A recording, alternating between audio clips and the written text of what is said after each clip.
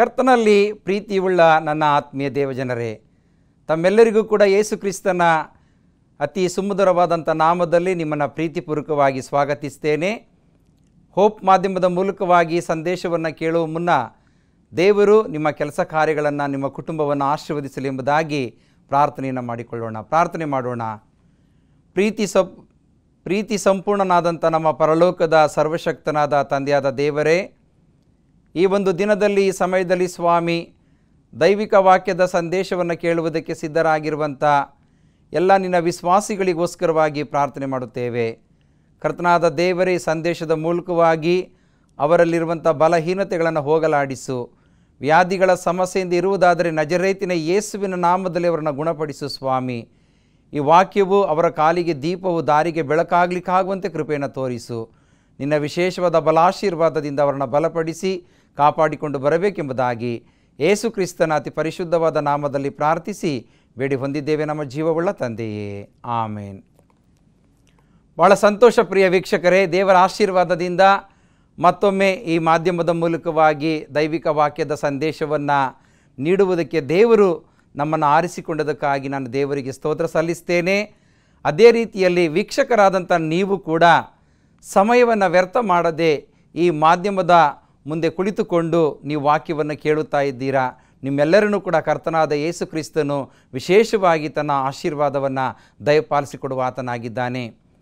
ಈ ದಿನದ ದೈವಿಕ ವಾಕ್ಯದ ಸಂದೇಶದ ಮುಖ್ಯ ಭಾಗ ಕ್ರಿಸ್ತನಲ್ಲಿ ರಕ್ಷಣೆ ಹೊಂದುವುದು ಹೇಗೆ ಎಂಬುದಾಗಿ. ಎಷ್ಟೋ ಸಮಯದಲ್ಲಿ ಬರಬೇಕಾದಂಥ ರಕ್ಷಣೆ ಯೇಸು ಕ್ರಿಸ್ತನಿಂದಲೇ ಎಂಬುದಾಗಿ ನಾವು ತಿಳ್ಕೊಂಡಿದ್ದೇವೆ. ಆದರೆ ಕ್ರಿಸ್ತನಿಂದ ನಾವು ರಕ್ಷಿಸಲ್ಪಡುವುದು ಹೇಗೆ? ಅನೇಕರು ಅನೇಕ ವಿಧದಲ್ಲಿ ಚಿಂತನೆಯನ್ನು ಮಾಡುವಂಥ ಸಮಯದಲ್ಲಿ ದೇವರ ವಾಕ್ಯ ಕ್ರಿಸ್ತನ ಮೂಲಕವಾಗಿ ನಾವು ಹೇಗೆಲ್ಲ ರಕ್ಷಿಸಲ್ಪಡಬಹುದು, ದೇವರು ಯಾವ ವಿಧದಲ್ಲಿ ನಮ್ಮನ್ನು ಕರೆಯುವಾತನಾಗಿದ್ದಾನೆ, ಕರೆಯುವಂಥ ಸಮಯದಲ್ಲಿ ನಮ್ಮ ಪ್ರತಿಕ್ರಿಯೆ ಏನಾಗಿದೆ, ಇದನ್ನು ಸರಿಯಾಗಿ ನಾವು ಅವಲೋಕಿಸಿಕೊಂಡು ನಾವು ಅರ್ಥ ಮಾಡಿಕೊಳ್ಳುವುದಾದರೆ ಕರ್ತನ ಹೆಸರಿನ ಮೂಲಕವಾಗಿ, ಆತನ ಕರೆಯುವಿಕೆಯ ಮೂಲಕವಾಗಿ ನಾವು ರಕ್ಷಿಸಲ್ಪಡುತ್ತೇವೆ.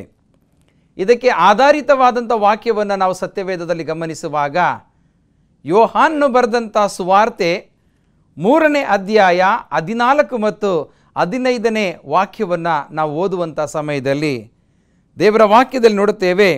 ಇದಲ್ಲದೆ ಜನರು ನೋಡಿ ಜೀವದಿಂದುಳಿಯಬೇಕೆಂದು ಮೋಶೆಯು ಅಡವಿಯಲ್ಲಿ ಆ ಸರ್ಪವನ್ನು ಎತ್ತರದಲ್ಲಿಟ್ಟ ಹಾಗೆಯೇ ಮನುಷ್ಯಕುಮಾರನು ತನ್ನನ್ನು ನಂಬುವವರೆಲ್ಲರೂ ನಿತ್ಯ ಜೀವವನ್ನು ಪಡೆಯಬೇಕೆಂದು ಎತ್ತರದಲ್ಲಿಡಬೇಕು ಎಂಬುದಾಗಿ ನಾವು ನೋಡುತ್ತೇವೆ. ಈ ವಾಕ್ಯವನ್ನು ಗಮನಿಸುವಂಥ ಸಮಯದಲ್ಲಿ ಯೋಹಾನನು ಸ್ಪಷ್ಟವಾಗಿ ಬರೆಯುವಂಥವನಾಗಿದ್ದಾನೆ.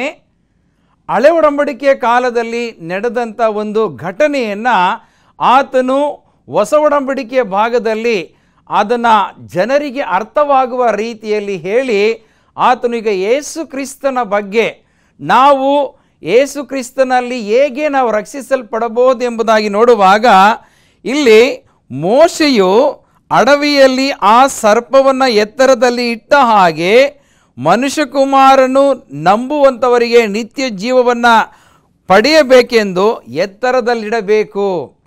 ಯೇಸು ಕ್ರಿಸ್ತನ ಆ ಕಲ್ವಾರಿಯ ಶಿಲುಬೆಯ ಮರಣ ಇವತ್ತು ನಮಗೆ ಒಂದು ನಿತ್ಯ ಜೀವವನ್ನು ಕೊಡುವಂಥದ್ದಾಗಿದೆ.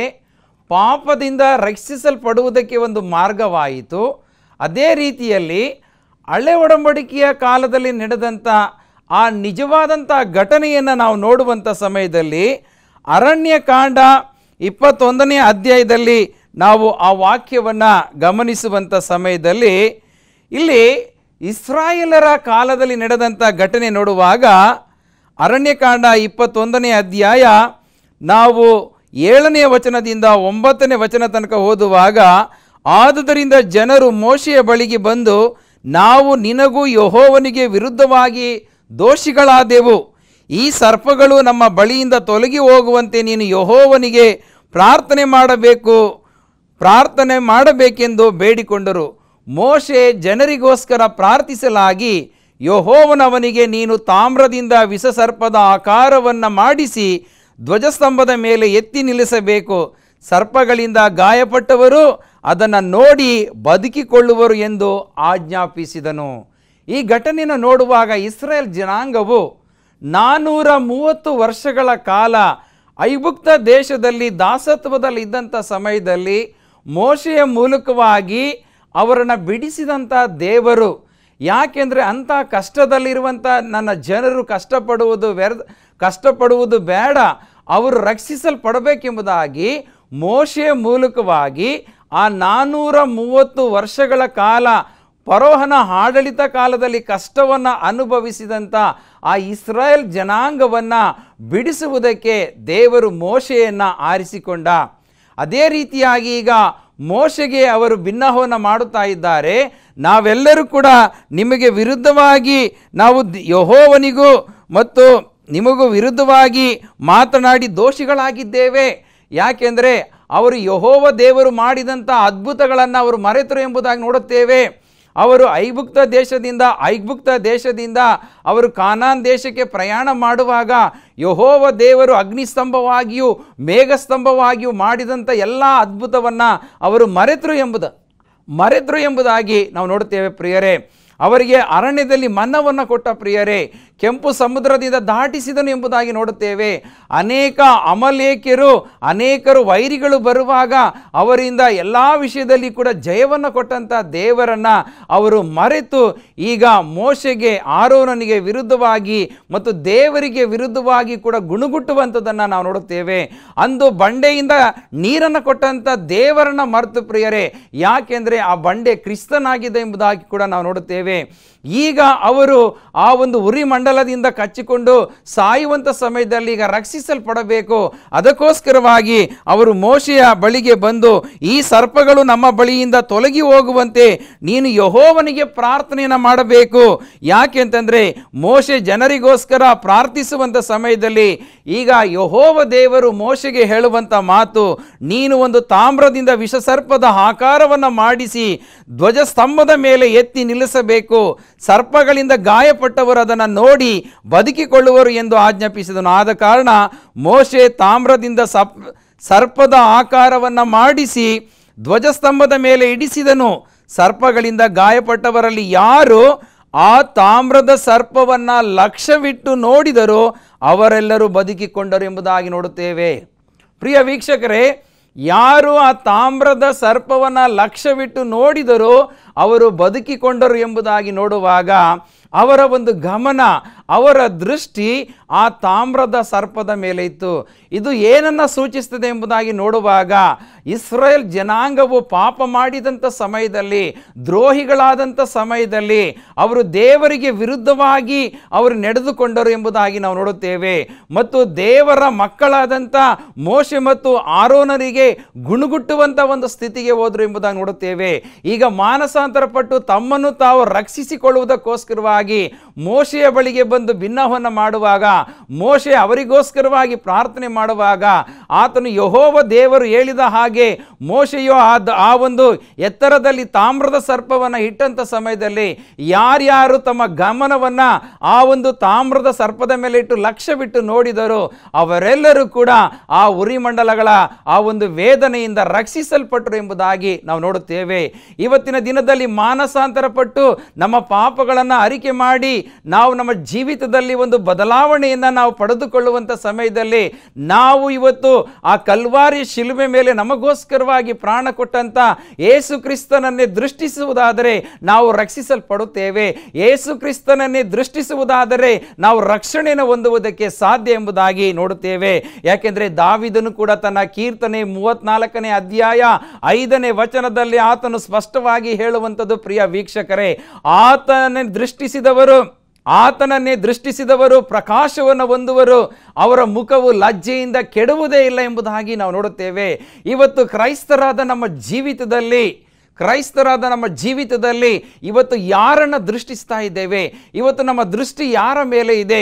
ಇವತ್ತು ನಾವು ಯೇಸು ಕ್ರಿಸ್ತನ ಮೇಲೆ, ಆ ಕಲ್ವಾರಿಯ ಶಿಲುಬೆ ಮೇಲೆ ಆತನು ನಮಗೋಸ್ಕರವಾಗಿ ಪ್ರಾಣ ಕೊಟ್ಟದನ್ನು ನಾವು ಯಾವಾಗಲೂ ನಮ್ಮ ಮನಸ್ಸಿನಲ್ಲಿ ಅದನ್ನು ಸ್ಥಿರಪಡಿಸಿಕೊಂಡು ಆತನನ್ನೇ ನಾವು ದೃಷ್ಟಿಸುವುದಾದರೆ ಪ್ರಕಾಶವನ್ನು ಹೊಂದುವರು, ಅಂಥವರ ಮುಖವು ಲಜ್ಜೆಯಿಂದ ಕೆಡುವುದೇ ಇಲ್ಲ ಎಂಬುದಾಗಿ ದಾವೀದನು ಹೇಳುವಾಗ, ಪ್ರಿಯ ವೀಕ್ಷಕರೇ, ನಮ್ಮ ದೃಷ್ಟಿ ಯಾವುದರ ಮೇಲೆ ಇದೆ? ಲೋಕದ ಭೋಗಗಳ ಮೇಲೆ ಇದೆಯೋ, ಯೇಸು ಕ್ರಿಸ್ತನ ಬೋಧನೆ ಮೇಲೆ ಇದೆಯೋ, ಯೇಸು ಕ್ರಿಸ್ತನ ಪರಿಶುದ್ಧವಾದಂಥ ವಾಕ್ಯದ ಮೇಲೆ ಇದೆಯೋ ಎಂಬುದಾಗಿ ನಾವು ಅರ್ಥ ಮಾಡಿಕೊಳ್ಳಬೇಕಾಗಿದೆ ಪ್ರಿಯರೇ. ಯಾಕೆಂದರೆ ಆತನ ಬೋಧನೆಯಿಂದ ನಾವು ರಕ್ಷಿಸಲ್ಪಟ್ಟಿದ್ದೇವೆ. ಆತನ ಮಾತಿನ ಮೂಲಕವಾಗಿ, ಆತನ ಹೆಸರಿನ ಮೂಲಕವಾಗಿ ನಾವು ರಕ್ಷಿಸಲ್ಪಟ್ಟಿದ್ದೇವೆ. ಹಾಗಾಗಿ ಕ್ರಿಸ್ತನಲ್ಲಿ ನಾವು ರಕ್ಷಣೆಯನ್ನು ಹೊಂದಬೇಕಾಗಿದೆ. ಮೊದಲನೇದಾಗಿ ನಿಮ್ಮ ಅಗತ್ಯಗಳನ್ನು ಗುರುತಿಸಿ. ಲೂಕನು ಬರೆದಂಥ ಸುವಾರ್ತೆ 5ನೇ ಅಧ್ಯಾಯ ನಾವು 27ನೇ ವಚನದಿಂದ ನಾವು 32ನೇ ವಚನದ ತನಕ ಓದುವಂಥ ಸಮಯದಲ್ಲಿ ಅಲ್ಲಿ ಸುಂಕಕ್ಕೆ ಕೂತಿದ್ದ ಒಬ್ಬ ಲೇವಿಯ ಒಬ್ಬ ಮನೆಗೆ ಯೇಸು ಕ್ರಿಸ್ತನನ್ನು ಹಿಂಬಾಲಿಸಿಕೊಂಡು ಆತನ ಮನೆಗೆ ಹೋಗುವಂಥದ್ದನ್ನು ನಾವು ನೋಡುತ್ತೇವೆ ಪ್ರಿಯರೇ. ಅದನ್ನು ನಾವು 29ನೇ ವಚನದಲ್ಲಿ ಓದುವಾಗ, ತರುವಾಯ ಲೇವಿಯು ತನ್ನ ಮನೆಯಲ್ಲಿ ಆತನಿಗೆ ಒಂದು ದೊಡ್ಡ ಔತಣವನ್ನು ಮಾಡಿಸಲು ಸುಂಕದವರು ಇತರರು ಗುಂಪಾಗಿ ಕೂಡಿ ಅವರ ಸಂಗಡ ಊಟಕ್ಕೆ ಕೂತುಕೊಂಡಿದ್ದರು. ಅದನ್ನು ಕಂಡು ಫರಿಸಾಯರು ಅವರಲ್ಲಿದ್ದ ಶಾಸ್ತ್ರಿಗಳು ಆತನ ಶಿಷ್ಯರ ಮೇಲೆ ಗುಣುಗುಟ್ಟುತ್ತಾ, ನೀವು ಸುಂಕದವರ ಮತ್ತು ಪಾಪಿಗಳ ಸಂಗಡ ಊಟ ಮಾಡುವುದೇಕೆ ಎಂದು ಕೇಳಿದರು. ಇಲ್ಲಿ ಯೇಸು ಕ್ರಿಸ್ತನು ಆ ಲೇವಿಯನ ಮನೆಗೆ ಊಟಕ್ಕೆ ಹೋದಂಥ ಸಮಯದಲ್ಲಿ ಅಲ್ಲಿದ್ದಂಥ ಜನರು, ಫರಿಸಾಯರು ಅಲ್ಲಿ ಪ್ರಶ್ನೆ ಮಾಡುವಂಥದ್ದನ್ನು ನಾವು ನೋಡುತ್ತೇವೆ. ಅವರಲ್ಲಿದ್ದಂಥ ಫರಿಸಾಯರು, ಶಾಸ್ತ್ರಿಗಳು ಪ್ರಶ್ನೆ ಮಾಡುವಂಥ ಸಮಯದಲ್ಲಿ ಅದಕ್ಕೆ ಯೇಸು ಕ್ರಿಸ್ತನು ಯಾವ ರೀತಿಯಲ್ಲಿ ಆ ಫರಿಸಾಯರಿಗೂ ಶಾಸ್ತ್ರಿಗಳಿಗೂ ಉತ್ತರವನ್ನು ಕೊಡ್ತಾನೆ ಎಂಬುದಾಗಿ ನೋಡುವಾಗ, ಲೂಕನು ಬರೆದ ಸುವಾರ್ತೆ 5ನೇ ಅಧ್ಯಾಯ 31ನೇ ವಚನ 32ನೇ ವಚನ ಓದುವಾಗ, ಅದಕ್ಕೆ ಯೇಸು, ಕ್ಷೇಮದಿಂದಿರುವವನಿಗೆ ವೈದ್ಯನು ಬೇಕಾಗಿಲ್ಲ, ಕ್ಷೇಮವಿಲ್ಲದವರಿಗೆ ಬೇಕು. ದೇವರ ಕಡೆಗೆ ತಿರುಗಿಕೊಳ್ಳಿರಿ ಎಂದು ನೀತಿವಂತರನ್ನು ಕರೆಯುವುದಕ್ಕೆ ನಾನು ಬಂದವನಲ್ಲ. ನೋಡಿ, ಆ ವಾಕ್ಯವನ್ನು ಗಮನಿಸುವಂಥ ಸಮಯದಲ್ಲಿ ನಾನು ನೀತಿವಂತರನ್ನು ಕರೆಯುವುದಕ್ಕೆ ಬಂದವನಲ್ಲ, ಪಾಪಿಗಳನ್ನು ಕರೆಯುವುದಕ್ಕೆ ಬಂದವನು ಎಂದು ಅವರಿಗೆ ಉತ್ತರವನ್ನು ಕೊಟ್ಟನು. ಈಗ ಯೇಸು ಕ್ರಿಸ್ತನು ಪಾಪಿಗಳನ್ನು ರಕ್ಷಣೆ ಮಾಡುವುದಕ್ಕೋಸ್ಕರನೇ ಈ ಲೋಕಕ್ಕೆ ಬಂದಿರುವಂಥದ್ದು ಪ್ರಿಯರೇ. ನಾನು ನೀತಿವಂತರನ್ನು ಕರೆಯುವುದಕ್ಕೆ ಬಂದಿಲ್ಲ. ಯಾಕೆಂದರೆ ದೇವರ ವಾಕ್ಯದಲ್ಲಿ ನಾವು ನೋಡುತ್ತೇವೆ, ಕೀರ್ತನೆ 14:3ರಲ್ಲಿ ಒಳ್ಳೆಯದನ್ನು ಮಾಡುವವನು ಒಬ್ಬನೂ ಇಲ್ಲ ಎಂಬುದಾಗಿ ದೇವರ ವಾಕ್ಯ ಹೇಳುತ್ತೆ ಪ್ರಿಯರೇ. ಅದೇ ರೋಮಾಪುರದವರಿಗೆ ಬರೆದ ಪತ್ರಿಕೆ 3:10ನೇ ಅಧ್ಯಾಯ 10ನೇ ವಚನ ಮತ್ತು 23ನೇ ವಚನ ನೋಡುವಾಗ, ಎಲ್ಲರೂ ನೀತಿವಂತನು ಒಬ್ಬನೂ ಇಲ್ಲ, ಎಲ್ಲರೂ ಪಾಪ ಮಾಡಿ ದೇವರ ಮಹಿಮೆಯನ್ನು ಹೊಂದದೇ ಹೋಗಿದ್ದಾರೆ ಎಂಬುದಾಗಿ ಕೂಡ ದೇವರ ವಾಕ್ಯದಲ್ಲಿ ನಾವು ನೋಡುತ್ತೇವೆ. ಇಲ್ಲಿ ಆ ಫರಿಸಾಯರು, ಶಾಸ್ತ್ರಿಗಳ ಒಂದು ಆಲೋಚನೆ, ಯೇಸು ಕ್ರಿಸ್ತನು ಮತ್ತು ಆತನ ಶಿಷ್ಯರು ಲೇವಿಯನ ಮನೆಗೆ ಹೋಗಿ ಊಟ ಮಾಡ್ತಾ ಇದ್ದಾರೆ. ಯಾಕೆಂದರೆ ಅವರ ಮನಸ್ಸಿನಲ್ಲಿ ಒಬ್ಬ ವ್ಯಕ್ತಿಯನ್ನು ಅವರು ಕೆಟ್ಟದಾಗಿ ಬಿಂಬಿಸಿರ್ತಾರೆ ಪ್ರಿಯರೇ. ಅವನ ದಿನದ ಕಾಯಕವನ್ನು, ಅವನ ಜೀವಿತದ ಒಂದು ನೋಟವನ್ನು ಅವರು ತಪ್ಪಾಗಿ ಅರ್ಥ ಮಾಡಿಕೊಂಡಿರ್ತಾರೆ. ಆದರೆ ಯೇಸು ಕ್ರಿಸ್ತನು ಹೇಳುವಂಥ ಮಾತನ್ನು ಗಮನಿಸುವಾಗ, ನಾನು ನೀತಿವಂತರನ್ನು ಕರೆಯುವುದಕ್ಕೆ ಬಂದವನಲ್ಲ, ನಾನು ಪಾಪಿಗಳ ಸಂಗಡ ಜೀವಿಸಿ ಅವರನ್ನ ಒಂದು ಒಳ್ಳೆಯ ಬೆಳಕಿನ ಮಾರ್ಗದಲ್ಲಿ ನಾನು ಕರೆದುಕೊಂಡು ಬರುವುದಕ್ಕೆ ಬಂದವನು ಎಂಬುದಾಗಿ ಯೇಸು ಕ್ರಿಸ್ತನು ಹೇಳುವಂಥದ್ದನ್ನು ನೋಡುತ್ತೇವೆ. ಪ್ರಿಯ ವೀಕ್ಷಕರೇ, ಇವತ್ತು ನಾವು ಕೂಡ ಪಾಪಿಗಳಾಗಿ ಲೋಕದಲ್ಲಿ ಜೀವಿಸುವಂಥ ಸಮಯದಲ್ಲಿ ಯೇಸು ಕ್ರಿಸ್ತನ ಅಮೂಲ್ಯವಾದಂಥ ರಕ್ತದ ಮೂಲಕವಾಗಿ, ಯೇಸು ಕ್ರಿಸ್ತನ ಪರಿಶುದ್ಧವಾದಂಥ ನಾಮದ ಮೂಲಕವಾಗಿ ನಾವು ರಕ್ಷಿಸಲ್ಪಡುತ್ತೇವೆ, ರಕ್ಷಣೆಯನ್ನು ಹೊಂದುವುದಕ್ಕೆ ಸಾಧ್ಯ ಪ್ರಿಯರೇ. ಉದಾಹರಣೆಗೆ ನಾವು ಲೂಕನ ಬರೆದ ಸುವಾರ್ತೆ 19ನೇ ಅಧ್ಯಾಯದಲ್ಲಿ ಜಕ್ಕಾಯನ ವಿಷಯವನ್ನು ನೋಡುವಂಥ ಸಮಯದಲ್ಲಿ ಪ್ರಿಯರೇ, ಆತನು ಮಾನಸಾಂತರ ಪಟ್ಟು ಯೇಸು ಕ್ರಿಸ್ತನು, ಜಕ್ಕಾಯನೇ ತಟ್ಟನೆ ಇಳಿದು ಬಾ, ಇವತ್ತು ನಾನು ನಿನ್ನ ಮನೆಯಲ್ಲಿ ಉಳಿದುಕೊಳ್ಳಬೇಕು ಎಂಬುದಾಗಿ ನೋಡುವಾಗ, ಜಕ್ಕಾಯನಲ್ಲಿದ್ದಂಥ ಮಾನಸಾಂತರದ ಜೀವಿತ ಆತನ ಮನೆಗೆ ಯೇಸು ಕ್ರಿಸ್ತನು ಹೇಳುವಂಥದ್ದು, ಇವತ್ತೇ ಈ ಮನೆಗೆ ರಕ್ಷಣೆಯಾಯಿತು, ಇವನು ಸಹ ಅಬ್ರಾಮನ ವಂಶಿಕನಲ್ಲವೇ ಎಂಬುದಾಗಿ ಹೇಳುವಾಗ, ಜಕ್ಕಾಯನಲ್ಲಿದ್ದಂಥ ಮಾನಸಾಂತರದ ಜೀವಿತ, ಅವನಲ್ಲಿದ್ದಂಥ ಒಂದು ಬದಲಾದಂಥ ಜೀವಿತದಲ್ಲಿ ಆತನ ಮನೆಗೆ ಒಂದು ರಕ್ಷಣೆ ಸಿಕ್ಕಿತು ಎಂಬುದಾಗಿ ನೋಡುತ್ತೇವೆ. ಯೇಸು ಕ್ರಿಸ್ತನಿಂದ ರಕ್ಷಿಸ ರಕ್ಷಿಸಲ್ಪಟ್ಟಂಥ ಜಕ್ಕಾಯನ ವಿಷಯದಲ್ಲಿ ನಾವು ಅನೇಕ ಬಾರಿ ನಾವು ಸಂದೇಶಗಳನ್ನು ಕಲ್ತಿದ್ದೇವೆ ಪ್ರಿಯರೇ. ಇಲ್ಲಿ ಲೇವಿಯನ ಮನೆಗೆ ಊಟಕ್ಕೆ ಹೋದಂಥ ಯೇಸುವನ್ನು ಕೂಡ ಅವರು ಈ ಪಾಪಿಗಳ ಸಂಗಡ ಕುಳಿತುಕೊಂಡು ಊಟ ಮಾಡ್ತಾ ಇದ್ದಾನೆ ಎಂಬುದಾಗಿ ಹೇಳುವಾಗ ಯೇಸು ಕ್ರಿಸ್ತನ ಒಂದು ಅದ್ಭುತವಾದಂಥ ಮಾತುಗಳನ್ನು ನಾವು ಗಮನಿಸುವಾಗ, ನಾನು ನೀತಿವಂತರನ್ನು ಕರೆಯುವುದಕ್ಕೆ ಬಂದವನಲ್ಲ, ನಾನು ಪಾಪಿಗಳನ್ನು ನಾನು ಕರೆಯುವುದಕ್ಕೆ ಬಂದವನು ಎಂಬುದಾಗಿ ಉತ್ತರ ಕೊಡುವಂಥದ್ದನ್ನು ನೋಡುತ್ತೇವೆ. ಯಾಕೆಂದರೆ ನೀತಿವಂತನು ಒಬ್ಬನೂ ಇಲ್ಲ, ಎಲ್ಲರೂ ಪಾಪ ಮಾಡಿ ದೇವರ ಮಹಿಮೆಯನ್ನು ಹೊಂದದೇ ಹೋಗಿದ್ದಾರೆ. ಈಗ ನಾವು ನೀತಿವಂತರಾಗಬೇಕಾಗಿದೆ. ಈಗ ದೇವರು ನಾವು ಕಳೆದುಕೊಂಡಂಥ ಮಹಿಮೆಯನ್ನು ಪಡ್ಕೊಳ್ಬೇಕಾಗಿದೆ. ಹಣ ಕೊಟ್ಟರೆ ಬರುವುದಿಲ್ಲ ಪ್ರಿಯರೇ, ಅಥವಾ ನಾವು ಲೋಕದಲ್ಲಿ ಜನರಿಗೆ ಮೆಚ್ಚುಗೆ ಆಗುವಂಥ ರೀತಿಯಲ್ಲಿ ಒಂದು ಕೆಲಸವನ್ನು ಮಾಡಬಹುದು, ಒಂದು ಯಾವುದೋ ಒಂದು ಕಾರ್ಯವನ್ನು ಮಾಡಬಹುದು. ಇದರಿಂದ ನಾವು ರಕ್ಷಿಸಲ್ಪಡುವುದಿಲ್ಲ, ಇದರಿಂದ ನಾವು ಕಳೆದುಕೊಂಡಂಥ ಮಹಿಮೆಯನ್ನು ಪಡೆದುಕೊಳ್ಳುವುದಕ್ಕೆ ಬರುವುದಿಲ್ಲ. ಯಾಕೆಂದರೆ ಬರಬೇಕಾದಂಥ ರಕ್ಷಣೆ ಅದು ಆತನಿಂದಲೇ, ಅದು ಯೇಸು ಕ್ರಿಸ್ತನಿಂದಲೇ ಎಂಬುದಾಗಿ ನಾವು ನೋಡುತ್ತೇವೆ. ಇವತ್ತು ನೀತಿವಂತರಾಗಿ ನಾವು ನಿರ್ಣಯಿಸಲ್ಪಡಬೇಕಾಗಿದೆ ಪ್ರಿಯರೇ. ನಾವು ದೇವರಲ್ಲಿ ಮಾನಸಾಂತರವನ್ನು ಪಡಬೇಕಾಗಿದೆ. ಅಂತ ಜೀವಿತ ಇವತ್ತು ನಮ್ಮಲ್ಲಿ ಇದೆಯಾ? ಖಂಡಿತ ಇಲ್ಲ. ಯಾಕೆಂದರೆ ನಾವು ನಮ್ಮದೇ ಆದಂಥ ಲೌಕಿಕವಾದಂಥ ಜೀವನದಲ್ಲಿ ನಾವು ಹೋಗ್ತಾ ಇದ್ದೇವೆ. ದೇವರ ಮಹಿಮೆಯನ್ನು ಕಳ್ಕೊಳ್ತಾ ಇದ್ದೇವೆ, ಆತನ ಪ್ರಸನ್ನತೆಯನ್ನು ಕಳ್ಕೊಳ್ತಾ ಇದ್ದೇವೆ. ನೀತಿವಂತರಾಗಿ ನಾವು ನಿರ್ಣಯಿಸಲ್ಪಡ್ತಾ ಇಲ್ಲ. ಇನ್ನು ನಾವು ಪಾಪಿಗಳ ಹಾಗೆ ಹೊಲಸಾದಂಥ ಮಾರ್ಗದಲ್ಲೇ ಜೀವಿಸ್ತಾ ಇದ್ದೇವೆ, ಹೊಲಸಾದ ಕಾರ್ಯಗಳಲ್ಲೇ ನಮ್ಮನ್ನು ನಾವು ತೊಡಗಿಸಿಕೊಳ್ತಾ ಇದ್ದೇವೆ. ಇದು ಎಂಥ ಒಂದು ನ್ಯಾಯ ಪ್ರಿಯರೇ? ನ್ಯಾಯನ ಖಂಡಿತವಾಗಿ ಇದು ಅನ್ಯಾಯ. ನಾವು ಕ್ರಿಸ್ತನ ಬಳಿಗೆ ಬರಬೇಕಾಗಿದೆ. ನಾವು ನೀತಿವಂತರಾಗಿ, ನಾವು ನ್ಯಾಯವಂತರಾಗಿ ಜೀವಿಸಬೇಕಾಗಿದೆ. ಯಾಕೆಂದರೆ ಆತನ ಬೋಧನೆಯಲ್ಲಿ ನಮಗೆ ಎಲ್ಲ ವಿಷಯದಲ್ಲಿ ಬಿಡುಗಡೆ ಇದೆ. ಆತನ ಹೆಸರಿನಲ್ಲಿ ರಕ್ಷಣೆ ಇದೆ. ಯೇಸು ಕ್ರಿಸ್ತನು ನಮ್ಮಂಥ ಪಾಪಿಗಳನ್ನು ಕರೆಯುವುದಕ್ಕೆ ಬಂದಿದ್ದಾನೆ. ಇವತ್ತು ಯೇಸು ಕ್ರಿಸ್ತನು ನಿಮ್ಮ ಮನೆಗಳಿಗೆ ಪ್ರವೇಶ ಮಾಡಬೇಕಾದರೆ, ಆತನನ್ನು ನೀವು ಸ್ವೀಕಾರ ಮಾಡಿಕೊಳ್ಬೇಕಾದ್ರೆ, ನಿಮ್ಮಲ್ಲಿ ಒಂದು ಮಾನಸಾಂತರದ ಜೀವಿತ ಬಂದಾಗ ಮಾತ್ರ ಯೇಸು ಕ್ರಿಸ್ತನು ನಿಮ್ಮ ಹೃದಯದಲ್ಲಿ ಪ್ರವೇಶ ಮಾಡುವನಾಗಿದ್ದಾನೆ. ಹಾಗಾಗಿ ಎರಡನೇದಾಗಿ ಪಶ್ಚಾತ್ತಾಪ.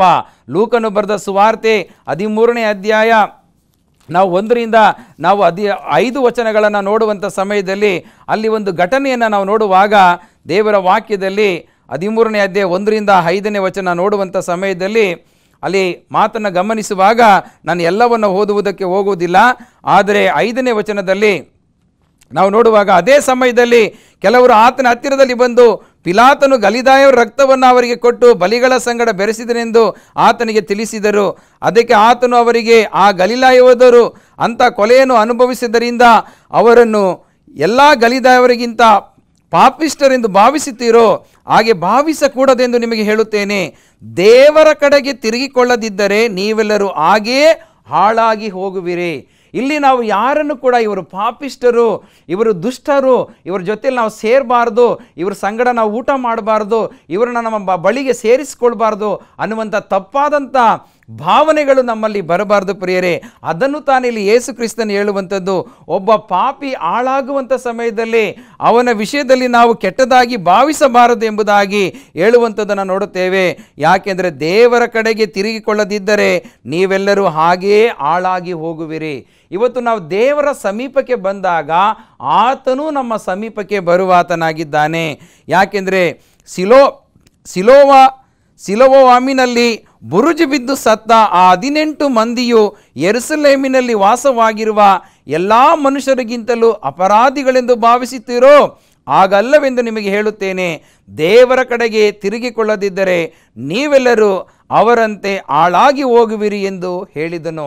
ಇವತ್ತಿನ ದಿನದಲ್ಲಿ ದೇವರು ಪ್ರತಿಯೊಬ್ಬರಿಗೂ ಒಂದು ಅವಕಾಶವನ್ನು ಕೊಡುವಾಗ ಅವನು ಮಾನಸಾಂತರಪಟ್ಟು ತನ್ನ ಪಾಪದ ಜೀವಿತಕ್ಕೆ ಪಶ್ಚಾತ್ತಾಪಪಟ್ಟು ಕ್ರಿಸ್ತನ ಬಳಿಗೆ ಬರುವಾಗ ಅವನು ರಕ್ಷಿಸಲ್ಪಡುತ್ತಾನೆ.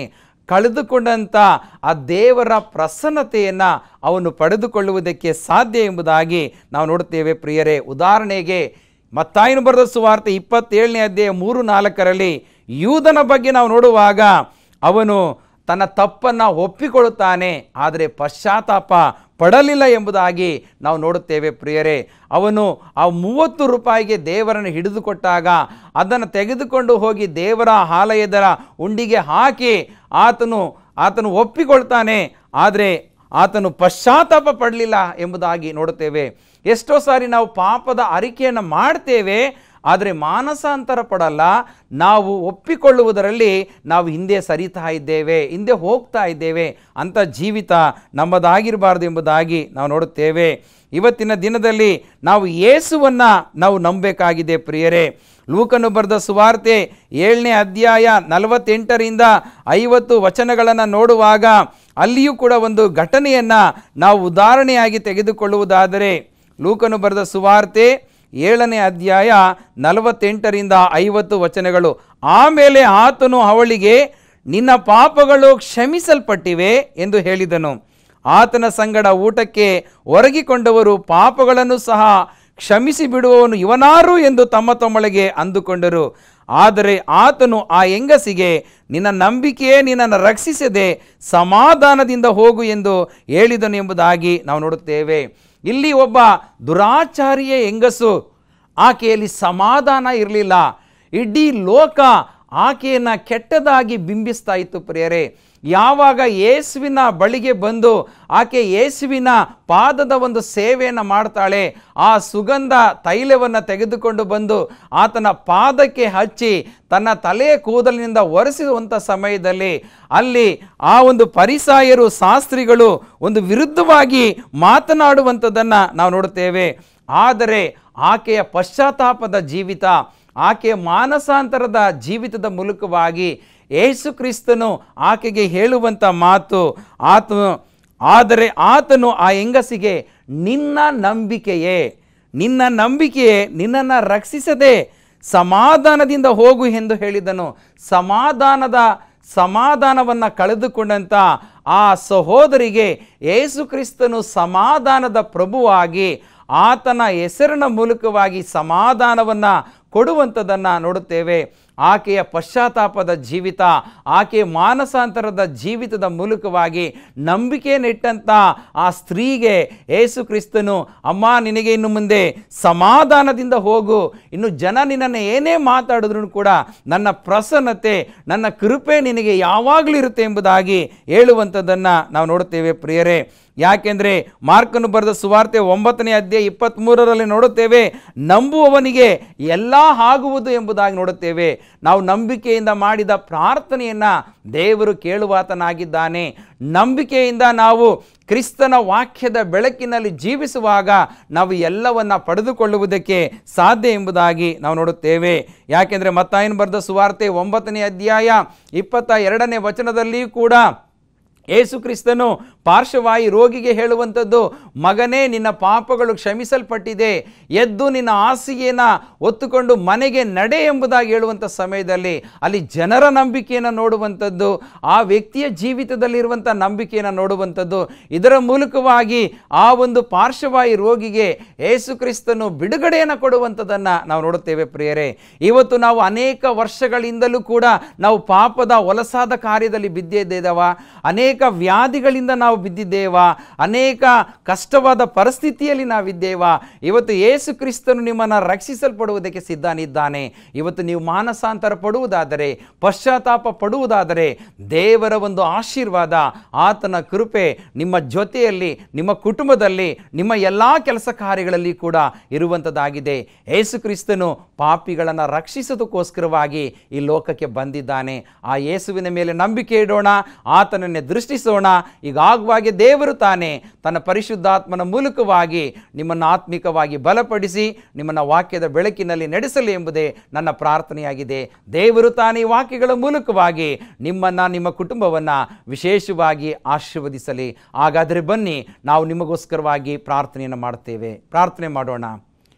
ಪ್ರೀತಿಯುಳ್ಳ ತಂದೆಯಾದ ದೇವರೇ, ಈ ವಾಕ್ಯವನ್ನು ಕೇಳಿದಂಥ ಪ್ರತಿಯೊಬ್ಬರ ಜೀವಿತದಲ್ಲಿ ಮಾನಸಾಂತರವನ್ನು ಹುಟ್ಟಿಸು. ಒಂದು ವೇಳೆ ಯಾರಾದರೂ ಕಷ್ಟದಲ್ಲಿ, ಕಾಯಿಲೆಯಲ್ಲಿರುವುದಾದರೆ ನಜರೇತಿನ ಯೇಸುವಿನ ನಾಮದಲ್ಲಿ ಅವರನ್ನು ಬಿಡುಗಡೆಗೊಳಿಸು ಸ್ವಾಮಿ. ಅವರ ಪಾಪವನ್ನು ಕ್ಷಮಿಸು. ಅವರು ಸರ್ವ ವಿಷಯದಲ್ಲಿ ಬಿಡುಗಡೆಯನ್ನು ಹೊಂದಿ ನಿನ್ನ ರಾಜ್ಯಕ್ಕೂ ನೀತಿಗೂ ತವಕ ಪಡಲಿಕ್ಕೆ ಆಗುವಂತೆ ಕೃಪೆ ಕೊಡು. ಒಂದು ವೇಳೆ ಈ ಸಮಯದಲ್ಲಿ ಸ್ವಾಮಿ ಅವರು ಕೆಲಸಕ್ಕೆ ಹೋಗುವಾಗ, ಅವರ ಮಕ್ಕಳು ಪರೀಕ್ಷೆಯನ್ನು ಬರೆಯುವುದಕ್ಕೆ ಹೋಗುವಾಗ ನಿನ್ನ ವಿಶೇಷವಾದ ಆಶೀರ್ವಾದ ಮಕ್ಕಳೊಂದಿಗೆ, ಅವರ ಕೆಲಸ ಕಾರ್ಯಗಳೊಂದಿಗೆ ಸದಾಕಾಲ ಇರಲಿ. ಪ್ರಾರ್ಥನೆಯನ್ನು ಕೇಳಿದ್ದಕ್ಕಾಗಿ ಸ್ತೋತ್ರ. ಎಲ್ಲ ಘನ ಮಾನ ಮಹಿಮೆ ನಿನ್ನೊಬ್ಬನಿಗೆ ಮಾತ್ರ ಸಲ್ಲಿಸುತ್ತಾ ಯೇಸುವಿನ ನಾಮದಲ್ಲಿ ಪ್ರಾರ್ಥಿಸುತ್ತೇವೆ ನಮ್ಮ ತಂದೆಯೇ, ಆಮೇನ್. ಪ್ರಿಯ ವೀಕ್ಷಕರೇ, ಈ ಕಾರ್ಯಕ್ರಮದ ಮೂಲಕವಾಗಿ ಪ್ರಾರ್ಥನಾ ಬೇಡಿಕೆ ಇದ್ದ ಪಕ್ಷದಲ್ಲಿ ಈ ಕೆಳಕಂಡ ದೂರವಾಣಿಯ ಸಂಖ್ಯೆಗೆ ಕರೆಯನ್ನು ಮಾಡಿರಿ. ನಾವು ನಿಮಗೋಸ್ಕರವಾಗಿ ಪ್ರಾರ್ಥಿಸುತ್ತೇವೆ. ದೇವರು ನಿಮ್ಮ ಕುಟುಂಬವನ್ನು ಆಶೀರ್ವದಿಸಲಿ. ಆಮೇನ್.